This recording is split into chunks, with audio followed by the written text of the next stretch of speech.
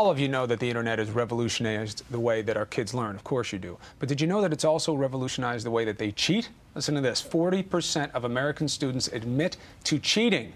And internet plagiarism, that used to be the big worry. But now there's a bigger concern. Online instructional videos. Kids literally teaching other kids tricks to help them cheat at school. Juju Chang is here. You got all the details. Good morning again, Chris. And you can just chalk this up to just when you think you've seen it all online. Well, you know, cheating, of course, is nothing new. But what's alarming is that it's being celebrated in the echo chamber of the internet. That's when it's time for adults to take a second look. Hey YouTube, it's me Kiki, and today I'm going to show you guys how to cheat on a test the effective way. She's not just effective at cheating, Kiki is effectively teaching millions how to cheat, sliding a tiny answer-filled piece of paper into a clear tubed pen. And I know it's not a good thing to cheat, it's like academic dishonesty and blah blah blah, but you know, I think everyone has at least done it once. Kiki is part of a growing number of students who've turned to the internet with a brazen new twist on a historically shady school subject, cheating.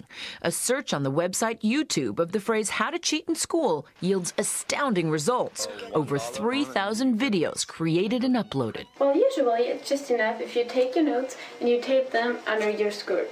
What I did is I took a rubber band and a textbook, and I would stretch the rubber band over the textbook.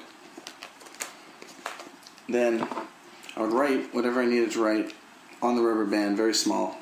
I was astonished how skillfully they mimicked the form of the how-to video. They all had scoring, they had soundtracks, they have opening credits, they have closing credits.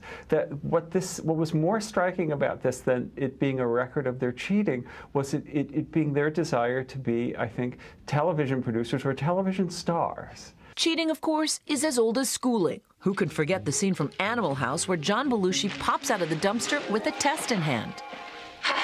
Or when Bart Simpson cheated on an IQ test and was mistakenly placed in a school for gifted children. But that's entertainment. In reality, one survey found that 72% of students admitted cheating.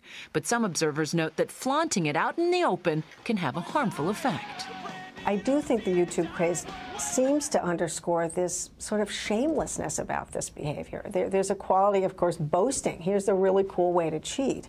I do think that's worrisome. I think that parents have to pay really careful attention to the kinds of behaviors that we're modeling. We tracked down two people who posted how to cheat videos on YouTube, and both justified their actions by essentially blaming the viewer. It's not like I promoted cheating or anything. It would be the viewer's fault if they actually, listen to me or listen to any other video on, cheating. So the first time I got a message from a kid telling me he used it or he was going to use it, it like really made me kind of sad and felt pretty guilty about it.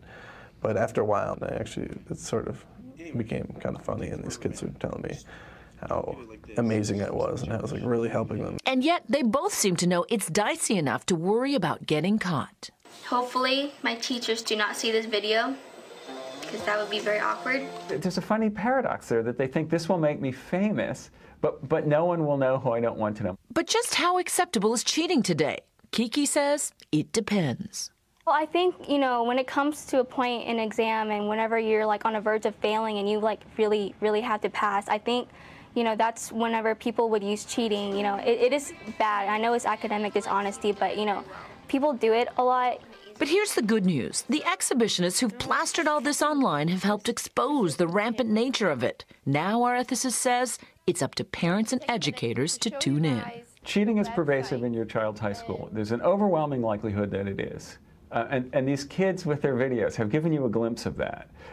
And it's going to be very hard to dislodge it from your school. If there's a culture of cheating in your children's school, it takes the entire community to work to dislodge it. So you should be on the phone to your principal, to your children's teachers, to know what efforts they're taking to do that. There are wonderful educators that are really trying to grapple with this, but they can only do it if the parents are involved. Now, this could turn out to be a worthwhile teachable moment about ethics. And Plachette Murphy suggests that parents should sit down and watch these videos with their child, which can then spark a discussion about why cheating is wrong, that it promotes distrust, that cheaters don't get respect, that when you cheat, you're really cheating yourself, because if you don't do the work, you're not getting the learning. But of course, there's so much pressure on them to do well today. Right. And school's so competitive. That's why they look at this. But the saying goes, to thine own self be true. Exactly. And it's definitely a short-term gain versus a long-term gain. You can try to explain that to your children as well. I always say to Bella, you want to be a chump or a champ? You want to be a chump or a champ? One more moment. That's good parenting. Yes, that's Chris Cuomo's School of Parenting, the Chump Champ test. Please try it at home.